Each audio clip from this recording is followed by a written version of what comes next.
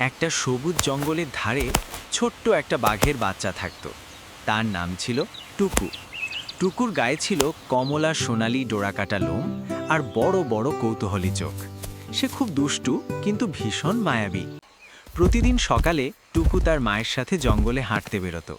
হাঁটতে হাঁটতে সে প্রজাপতির পেছনে দৌড়াতো, নিজের লেজ ধরার চেষ্টা করত আর মাঝে মাঝে হোঁচট খেয়ে গড়িয়ে পড়ত।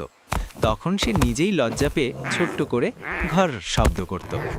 একদিন টুকু জঙ্গলের পাশে একটি ছোট্ট খরগোশকে দেখতে পেল। খরগোশটি ভয়ে কাঁপছিল। টুকু বুঝতে পারল সে ভয় পাচ্ছে। তাই টুকু ধীরে ধীরে কাছে গিয়ে মাটিতে শুয়ে পড়ল, যেন বোঝাতে চায় সে খেলতে চায়, ভয় দেখাতে নয়।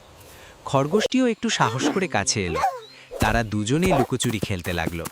দূর থেকে মা বাঘিনী সব দেখছিল।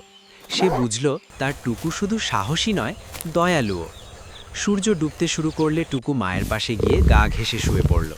সেদিন টুকুর মনে হলো জঙ্গলটা শুধু তার বাড়ি নয়, তার বন্ধুদেরও বাড়ি। সাবস্ক্রাইব করুন আমার চ্যানেলটি, বেল আইকনটি ক্লিক করতে ভুলবেন না নতুন ভিডিও নোটিফিকেশন পাওয়ার জন্য। ধন্যবাদ।